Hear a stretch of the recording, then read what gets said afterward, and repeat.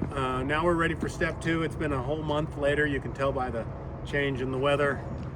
One thing I want to explain is that this being the back of your spine, the muscles that we were trying to activate were the ones that pull you into this curved position. The ones that you spend your whole day strengthening are the ones in the front, right? So we have to balance that out by trying to get these right.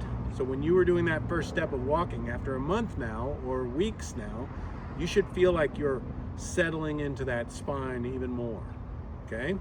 Now the second step of this is now we're trying to get the glute muscles stronger, right? So as Ben would step forward,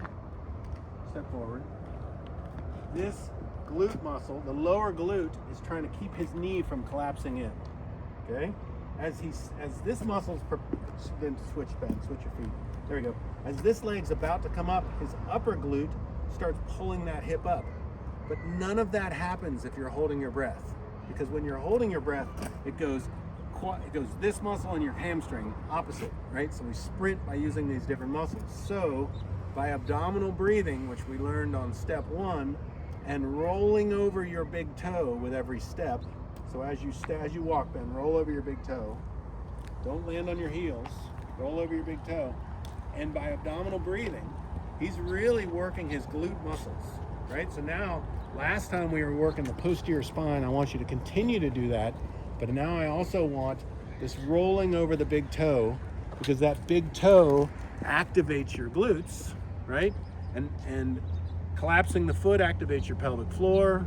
The other thing I want him to do is to really think about keeping his neck, his head over his shoulders. But this is the two flaws. You can't rock back like this. That sternum can't be pointing up. Sternum's got to be flat.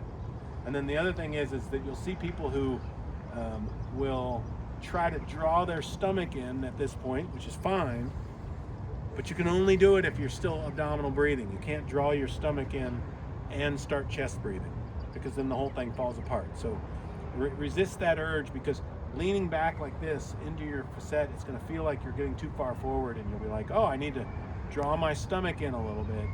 Fine, but make sure you're still abdominal breathing. Okay, great. That's number 2.